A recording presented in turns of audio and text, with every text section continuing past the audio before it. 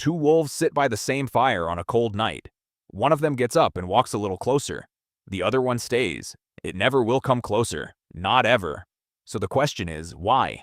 Same mother, same litter, same food, same humans every day. But one grows up to trust you. The other one never does. And it is not random. Something inside that animal made the call. You probably have a story like this from your own life.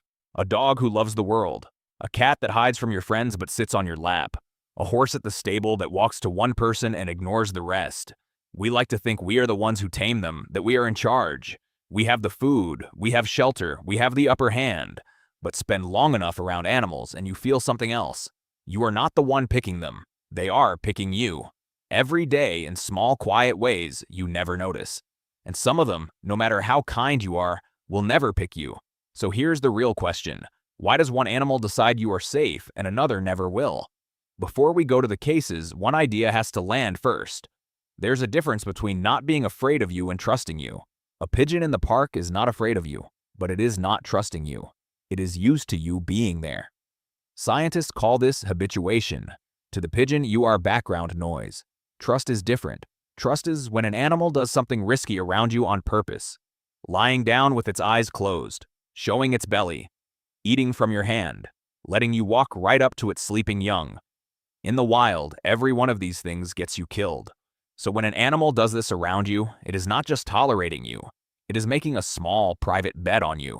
In 1959, a Soviet scientist named Dmitry Belyaev started one of the strangest experiments in biology. He took wild silver foxes from Siberia and started to breed them. Not for size, not for color, not for fur, only for one thing: how close a fox would let a person get without snapping. The friendliest, about 1 in 10, were allowed to have babies. The rest were not. Then he did it again with their pups. And again. Over and over. Within 10 generations, the foxes had become different animals. They wagged their tails, they licked hands, they whined for attention. Some ended up with floppy ears and spotted fur, traits nobody selected for.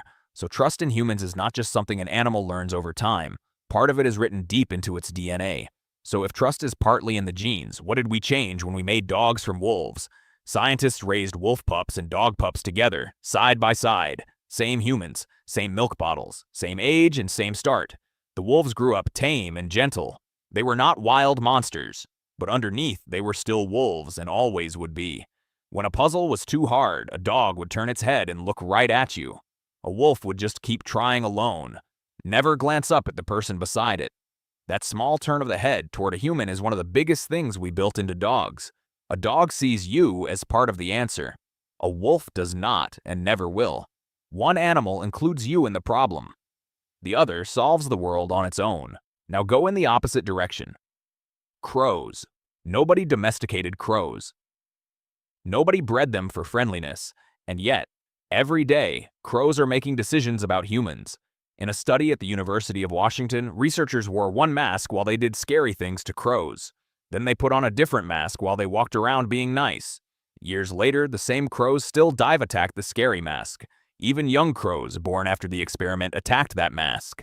They had been told, a crow does not trust humans as a species. It judges you by face, by voice, by what you did last time. To a crow, there is no humans in general, only this human and that one. With a crow, you never earn trust once. You earn it again every time you walk past. Now think about cats. Nobody dragged a wild cat into a house. That is not how this happened. There was no farmer breeding the friendly ones for floppy ears or short legs. About 10,000 years ago, humans started growing grain for the first time. Grain attracted mice. Mice attracted the small wildcats from the forest. Some of those wildcats noticed something. The humans were not hunting them, so the bolder cats moved a little closer. Their kittens grew up that bit closer too. Cats basically domesticated themselves. They decided humans were useful, but they never finished the job. A cat is a wild animal that agreed to a deal, and every morning your cat decides again whether you are still worth it. Sometimes a wild animal does something it is not supposed to do. A wild whale lifts a diver out of the water with her mouth and sets her down gently. A wild elephant walks past hundreds of people and stops in front of one. A wild silver fox lets a researcher touch the tip of its nose. These are not training. They are not domestication. They are one animal, One specific human, one private decision. Biologists call these moments crossover events. Something in that animal looked at this specific human and decided, you are not like the others. We do not know what they see. Maybe a smell. Maybe just how still that human sat. But the choice is theirs. It can happen once, with one animal, and once might be enough. And then there are the ones that never will. Not ever. Cassowaries, leopards, wild adult chimpanzees in the deep forest. Some species are not slowly walking toward trusting us. They are on no road at all. Some of it is biology. A leopard that lets a human close is a dead leopard. Their entire nervous system is built to keep distance. But here's the harder version. Some individual animals just do not trust you, personally. Not all humans. Just you. Maybe you walk wrong. Maybe you smell like someone who hurt them. Dog trainers see this every week. A rescue dog leans into one stranger and pulls away from the next, and even the trainer cannot say why. But the dog can. And some animals will never trust you, and you will never know what they saw. A skeptic will say, you are reading too much into this. Animals do not really choose. They just respond to stimuli. Trust is just chemistry doing its job. Maybe.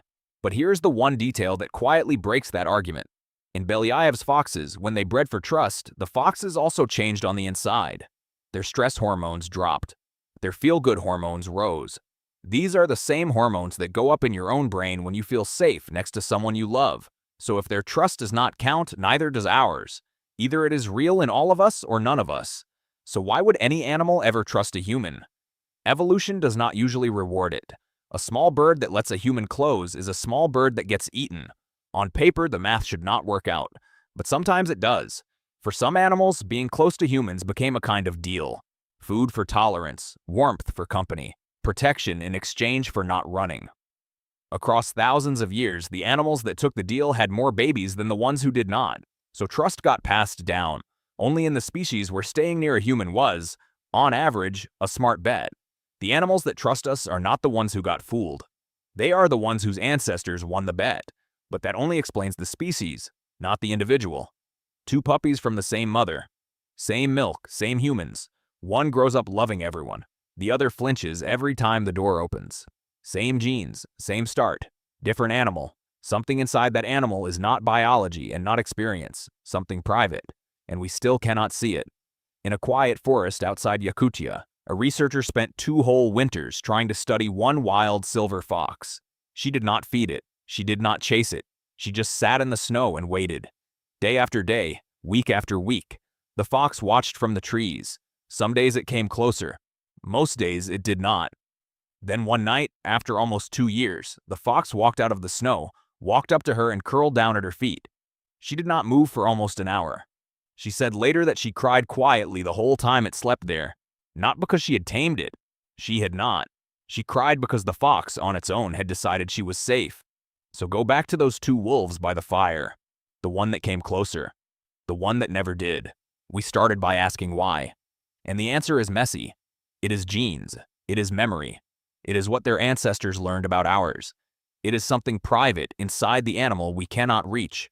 So maybe we have been asking the wrong question. Not, how do we make animals trust us? But what kind of human is worth trusting? Because the animals who decide we are safe are not fooled. They are reading us better than we read ourselves. Every time you sit by a fire and a wild thing comes closer, that is not luck. That is a verdict. They have looked at you and they have decided, you are okay.